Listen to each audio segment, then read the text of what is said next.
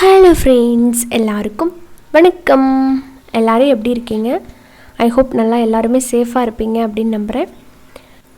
இன்றைக்கி நம்ம நிக்கீஸ் கிச்சனில் நம்ம செய்ய போகிறது ரெஸ்டாரண்ட் ஸ்டைல் நான், பட்டர் நான், அப்புறமா கார்லிக் நான் ரெண்டுமே வீட்டில் எப்படி நம்ம ஈஸியாக சுலபமாக செய்யலாம் அப்படிங்கிறத பார்க்கலாம்.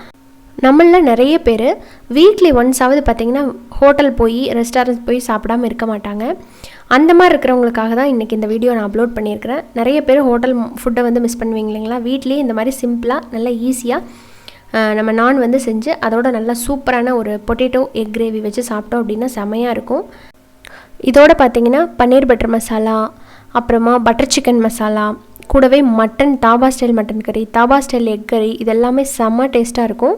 இது எல்லாத்தோட லிங்க்குமே நான் டிஸ்கிரிப்ஷனில் கொடுத்துருக்குறேன். நீங்கள் தேவைங்கிறவங்க பார்த்து செக் பண்ணிக்கலாம்.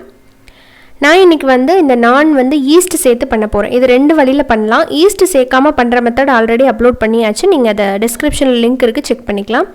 முதல்ல ஈஸ்ட் ஆக்டிவேட் பண்ணணும். அதுக்கு வந்து கை பொறுக்கிற அளவில் இருக்கிற சுடு தண்ணியை வந்து ஒரு அரை கப் அளவுக்கு முதல்ல ஒரு பவுலில் சேர்த்துக்கலாம். ரொம்ப சூடாக இருக்கக்கூடாது, ஈஸ்ட் வந்து ஆக்டிவேட் ஆகாது. இப்போ இதில் 1 டீஸ்பூன் அளவுக்கு மட்டும் சர்க்கரை சேர்த்துக்கோங்க. சர்க்கரையை வந்து நல்லா கரைச்சி விட்டுருங்க.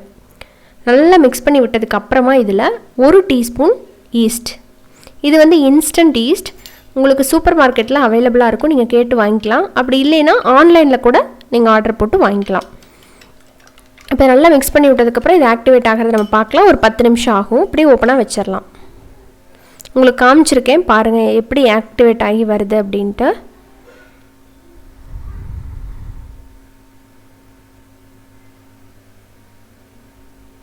ஸோ இந்த மாதிரி ஈஸ்ட் வந்து நல்லா ஆக்டிவேட் ஆனால் மட்டும்தான் நான் வந்து நல்லா சாஃப்டாக இருக்கும்.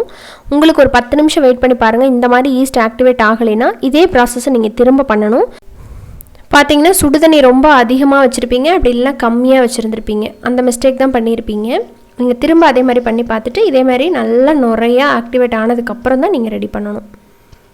இப்போ அடுத்ததான் நம்ம மாவு ரெடி பண்ணிக்கலாம். மாவு நான் இன்றைக்கி பார்த்திங்கன்னா ஒரு 2.5 கப் அளவுக்கு மைதா மாவு எடுத்திருக்கேன். இப்போ இதில் வந்து தேவையான அளவுக்கு உப்பு சேர்த்துக்கலாம். முதல்ல உப்பு சேர்த்துட்டு கூடவே ஒரு 2 டேபிள் ஸ்பூன் அளவுக்கு ஆயில் போட்டுக்க போகிறேன். ஆயில் போட்டுட்டு முதல்ல இந்த உப்பு ஆயில் ரெண்டுமே வந்து இந்த மாவில் நல்லா பைண்ட் ஆகிற மாதிரி கை வச்சு மிக்ஸ் பண்ணுங்கள்.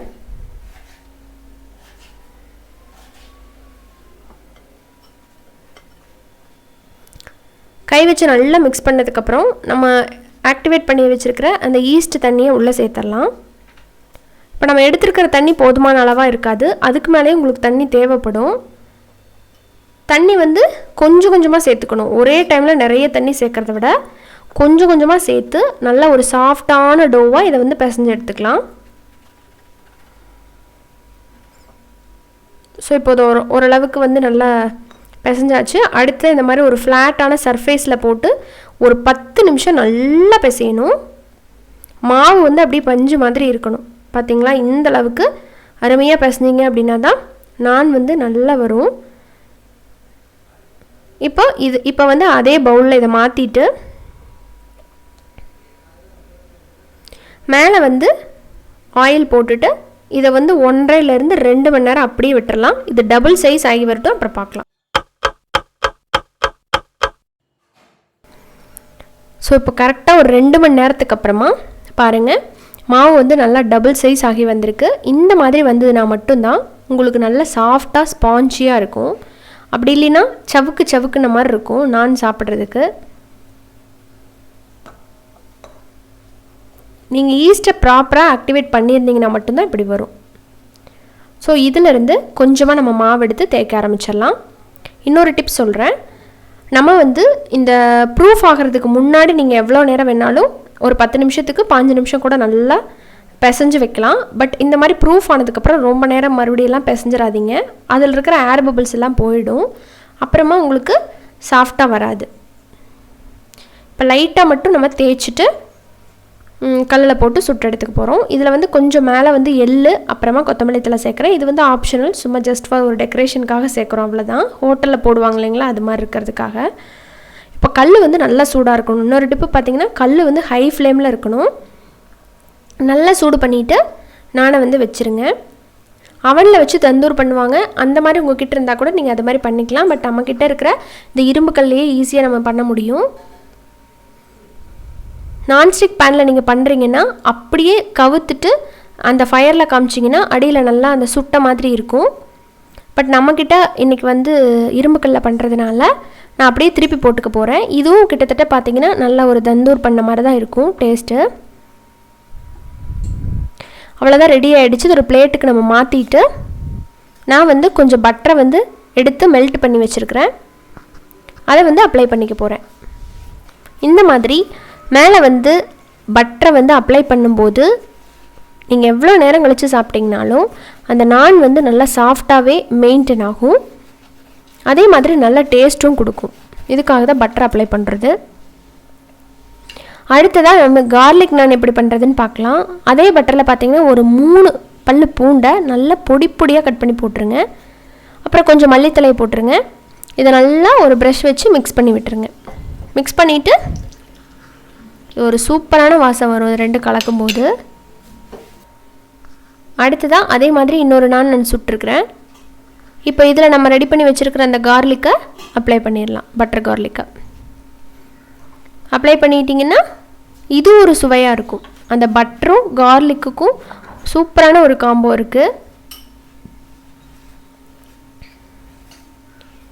அவ்வளோதாங்க, ரொம்ப சுலபமாக நம்ம பட்டர் நான் அப்புறமா கார்லிக் நான் 2மே வீட்டில் ரெடி பண்ணிட்டோம்.